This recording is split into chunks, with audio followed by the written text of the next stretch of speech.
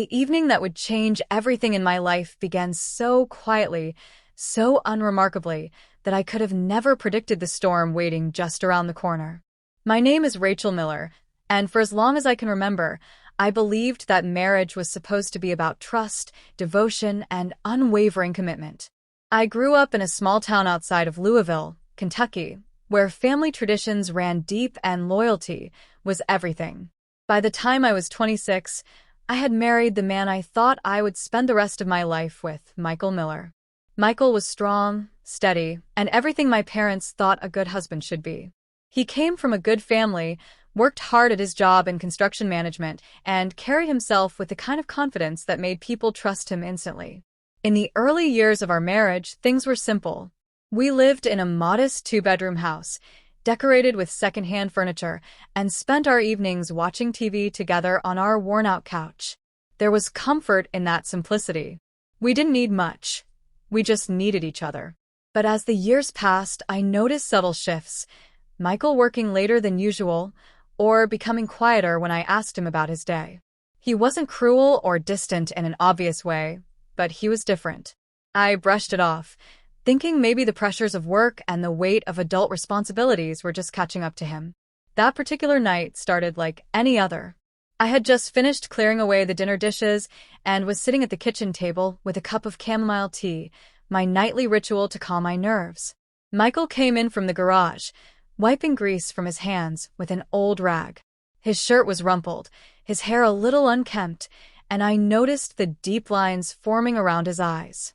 He looked at me with an expression I couldn't quite read. It wasn't anger. It wasn't sadness. It was something else, something unsettling.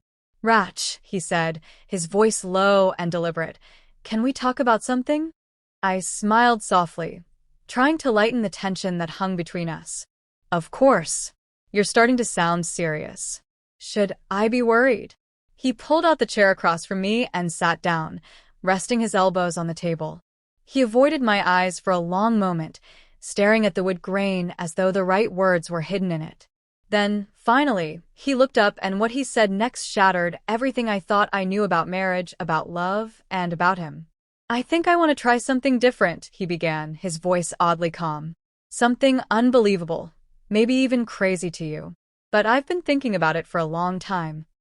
I frowned, setting my cup down. "Different? What do you mean, Michael?" He hesitated, exhaled, then continued.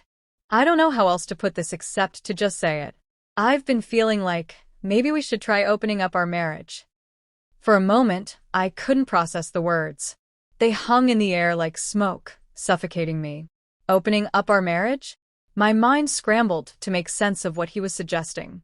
He wasn't talking about taking a vacation or starting a new hobby or even moving to a new city. He was talking about breaking the very foundation of our relationship, fidelity. Are you serious?" I asked, my voice cracking. He nodded, his face pale but determined. "I've read about it. Couples who say it strengthens their bond, who say it's freeing. I don't want to hurt you, Rachel, but I can't ignore these thoughts anymore." In that instant, I felt as though the floor had given way beneath me.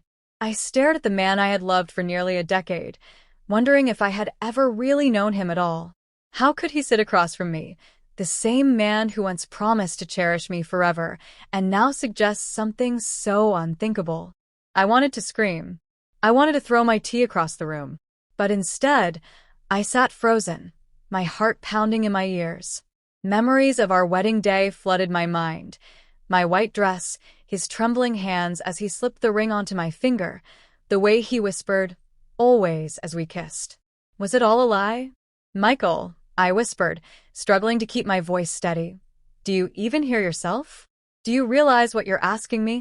He ran his hand through his hair, clearly frustrated but also desperate for me to understand. "I know how it sounds, but I need you to listen. I love you. I do. But I can't keep pretending that I don't feel this curiosity, this need for something more. I don't want to sneak around, I don't want to lie. That's why I'm coming to you openly. I thought maybe, just maybe, you'd consider it." Tears stung my eyes, and I blinked hard to keep them from falling.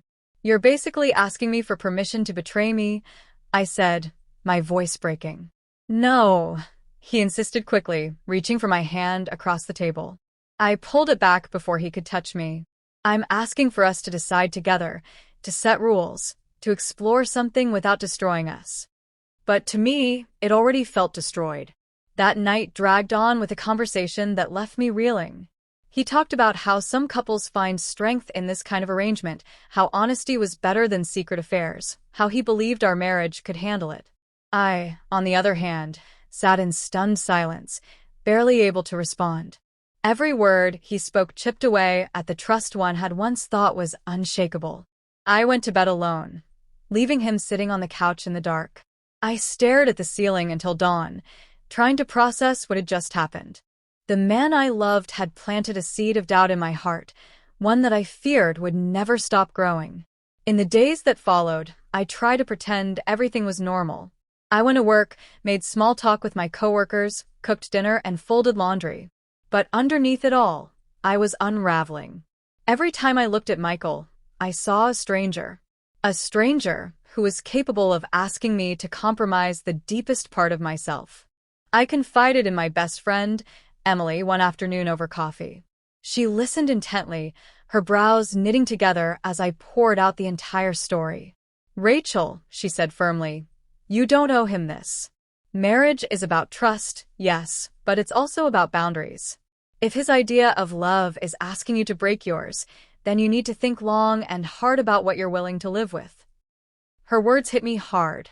I realized then that I couldn't ignore what Michael had asked. It wasn't just a suggestion. It was a crack in our foundation. And cracks, if left unattended, spread until the whole structure falls apart. Weeks passed, and the tension in our home grew unbearable. We argued late into the night, voices raised, words sharp and unforgiving. He accused me of being closed-minded, of not even considering his feelings. I accused him of being selfish, of trying to disguise betrayal as honesty. The breaking point came one evening when I found a message on his phone. He had been talking to someone else, a woman I didn't know.